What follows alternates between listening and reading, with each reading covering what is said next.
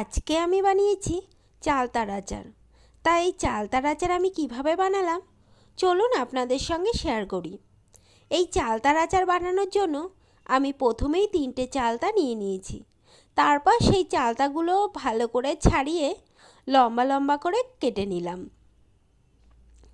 চালতাগুলো লম্বা লম্বা করে কাটার পর আমি একটা কড়াইতে এই চালতাগুলো সিদ্ধ করতে বসিয়ে দিয়েছি এবং সিদ্ধ করার সময় আমি এর ভিতরে দিয়ে দিয়েছি চিনি আর কিছুটা গোলমরিচের গুঁড়ো।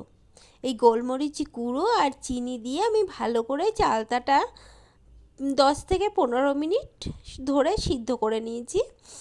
আর আমি চালতাটা প্রথমেই একটু থেতো করে নিয়েছি যাতে মশলাটা এর ভিতরে ভালোভাবে ঢোকে। তাই চালতার আচার করার জন্য অবশ্যই চালতাটা একটু থেতো করে নেওয়া ভালো, তাহলে চালতার আচারের যে স্বাদটা সেটা অনেকটাই ভালো হয় আর খেতেও বেশ ভালো হয়। তাই চালতার আচার বানানোর জন্য অবশ্যই চালতাগুলোকে থেতো করে নিতে হবে। এরপর আমি আবার একটু কিছুক্ষণ ঢেকে রাখলাম। ঢেকে ঢেকে সিদ্ধ করলে চালতাটা ভালোই সিদ্ধ খুবই ভালো সিদ্ধ করা যাবে আর চালতাটা তখন খেতেও বেশ ভালো হবে। এই চালতার আচারের জন্য আমি একটা মশলা বানিয়েছি। সেই মশলার জন্য আমি কী কী নিয়েছি আপনাদেরকে বলে দিচ্ছি। কিছুটা নিয়েছি মৌরি, তারপর নিয়েছি ধনে, আর নিয়েছি জিরে, গোটা জিরে, কয়েকটা শুকনো লঙ্কা আর এক টুকরো গোটা গরম মশলা আর কয়েকটা এলাচ। তো এই চালতার আচার বানানোর জন্য আর কোনো মশলার প্রয়োজন হবে না। এবার এই মশলাটা আমি ভালো করে গুঁড়ো করে নিচ্ছি। আর এদিকে আমার চালতাটাও প্রায় অনেকটাই সিদ্ধ হয়ে এসেছে। এবার আমি তাই ভালো করে এটা নাড়িয়ে চাড়িয়ে নিলাম। এটা একটু পরপর নাড়াতে হবে যাতে নিচে না লেগে যায়, যেহেতু এর ভিতরে চিনি দেওয়া রয়েছে তাই একটু পরপরই নাড়াতে হবে। এটা আমি এখন ভালো করে নাড়িয়ে নিয়েছি।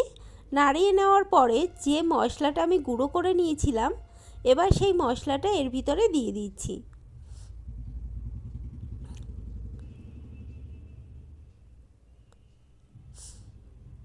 মশলা যেটুকু করেছি সবটুকুই আমি এর ভিতরে দিয়ে দিয়েছি। দিয়ে আমি এবার ভালো করে এটাকে নাড়িয়ে নেব। আপনারা যেরকম চালতা নেবেন সেই পরিমাণ অনুযায়ী মশলা করবেন। যেহেতু আমি 3টে চালতা নিয়েছি তাও সেই পরিমাণ অনুযায়ী আমি মশলা করেছি, তাই সবটুকু মশলাই আমি এর ভিতরে দিয়ে ভালো করে এটাকে নাড়িয়ে চাড়িয়ে নিচ্ছি।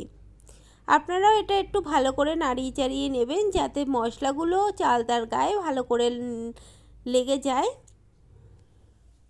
আর এই চালতার আচারটার বানানোর জন্য আমি কোনো তেল ব্যবহার করিনি, কারণ এটা যদি আপনি তেল ব্যবহার করেন তাহলে অনেক দিন হয়তো রেখে দিলে একটা গন্ধ হতে পারে। আর আপনি যদি তেল ছাড়াই এই আচারটা বানান তাহলে আপনি স্টক করে অনেক দিনই রেখে খেতে পারবেন, তাতে কোনো রকম গন্ধ হবে না আর খেতেও বেশ ভালো লাগবে। তাই আমি তেল ছাড়াইভাবে বানিয়েছি। আপনারা চাইলে একবার তেল ছাড়াইভাবে বানিয়ে দেখতে পারেন, আশা করি ভালোই লাগবে। কেননা চালতার আচার বানানোর জন্য সবাই তেল ব্যবহার করে আর এটা তেল ছাড়াই চালতার আচারটা খুবই ভালো খেতে হয়। দেখুন আমার চালতার আচারটা একদম রেডি হয়ে গেছে আর দেখেই বুঝতে পারছেন যে কতটা ভালো হয়েছে। ও খেতেও কিন্তু অসাধারণ হয়েছে। তো আপনাদের যদি আমার এই চালতার আচার রেসিপিটা ভালো লেগে থাকে তাহলে অবশ্যই সেটা জানাতে কিন্তু ভুলবেন না।